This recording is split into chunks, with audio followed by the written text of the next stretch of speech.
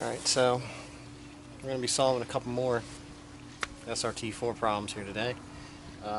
Basically this car, when you start it, it doesn't want to rev over 2500 RPMs, which is typically fixed with the cam sensor, magnet, those types of things.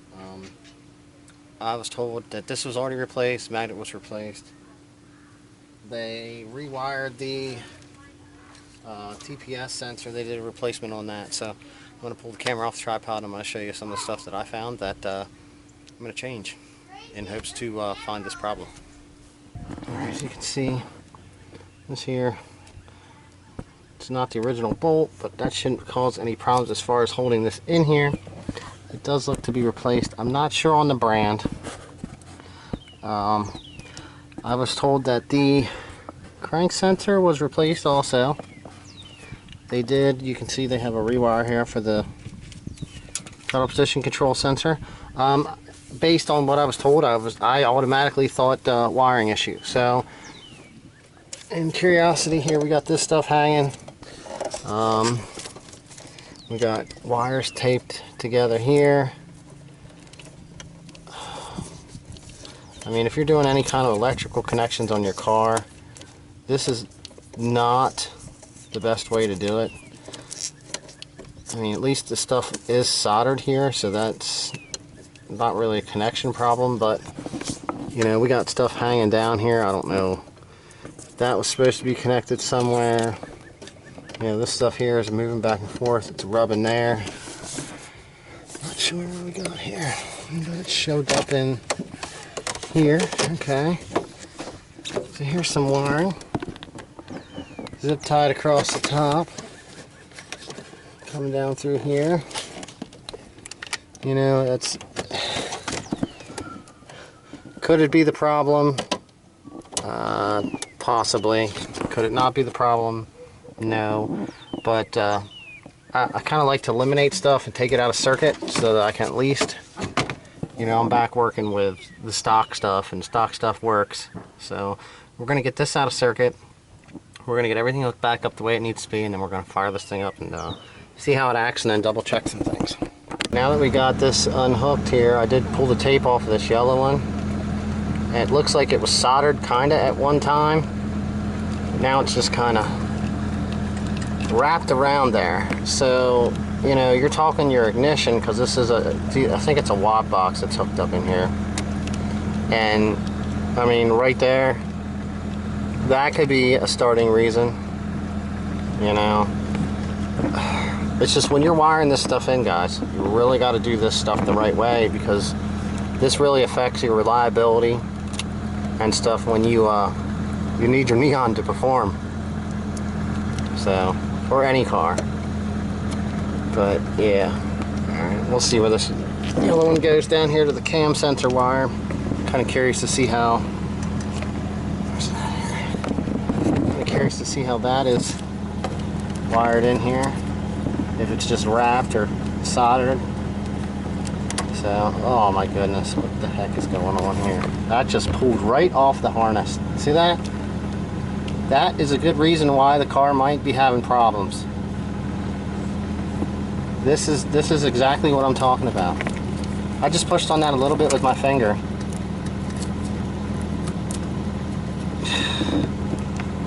It's a shame. Terrible. We got up here, we got a welder wire.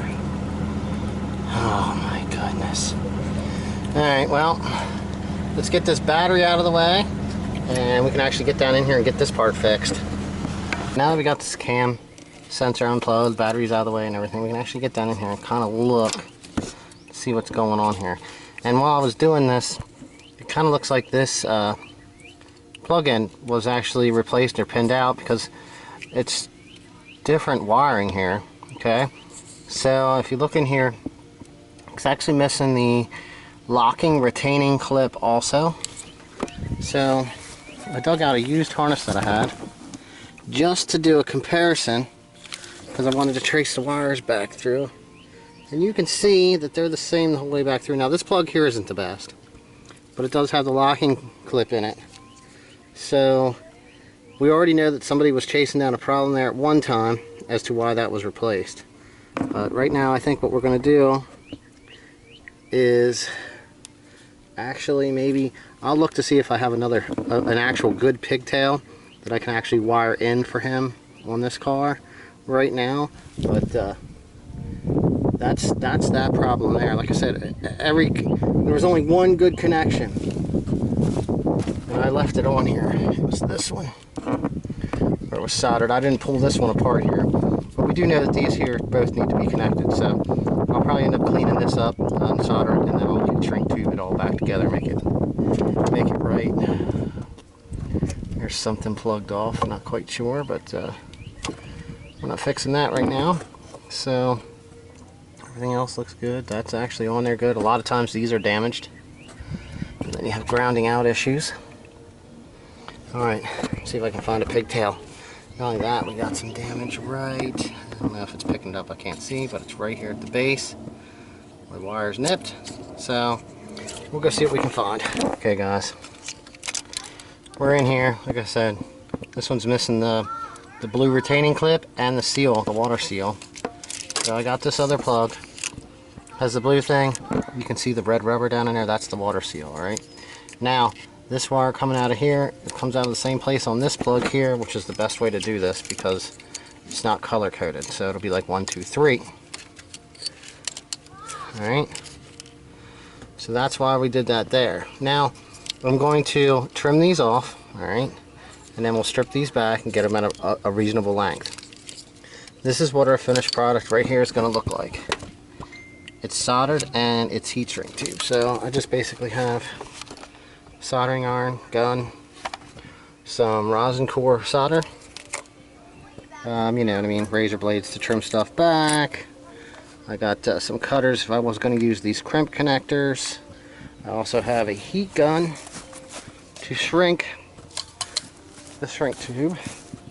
And this is stuff you can just get this at wonderful Harbor Freight or any other place. Has this stuff, and you just cut it to length, slide it down over your area, and then you just heat it up and it shrinks down and it makes a good seal.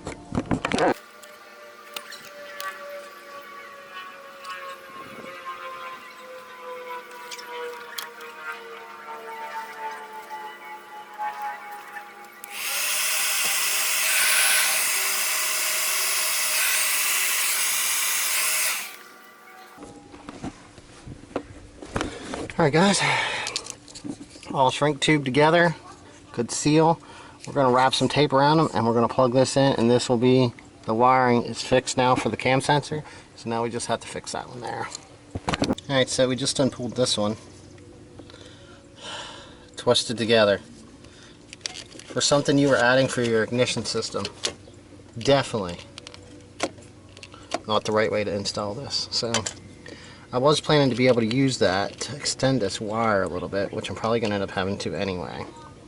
So I'm going to hit this, hopefully here, with some solder, and then I'll just pull this apart, and then I can get a piece in between here and a piece of heat shrink tubing or something that I have that'll work. I wanted to get this before I stuck the battery back in, but you can see this is the repair we made, all soldered together, all good and clean. Alright, one more thing that this thing was doing, along with not wanting to rev past 2500, was long cranking. So here we go. We're going to try this out and see if that was actually a problem. It's pretty likely. I mean, I'm pretty confident that it was, but you don't know till you try. So here we go. Let's see what this thing does.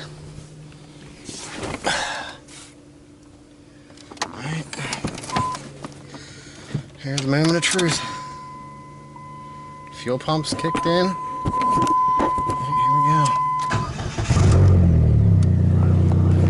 That right there, my friend, was a really fast fire up compared to the 2 or 3 times I heard this start before I started touching this. Now, let's give this thing a second here. Get flowing. And we'll see if it'll rev above 2,500 RPMs. Here we go.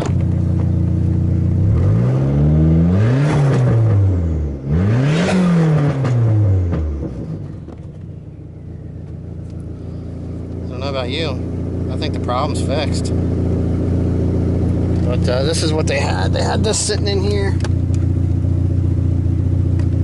It was probably more or less, I probably could have fixed the way they had the wiring in there going, but the previous owner, or the current owner, just said just to disconnect it if that was the problem. So there we go. I mean, it smells like it might be running a little bit rich. I don't know what all he has done to the car. Everything looks like it's actually assembled quite well. I know he put a transmission and did a couple other things. He was also stating that he had a problem with his lights. So we're going to check the multi-function plug right here and see if that's melted, and if it is, we're going to replace that also. So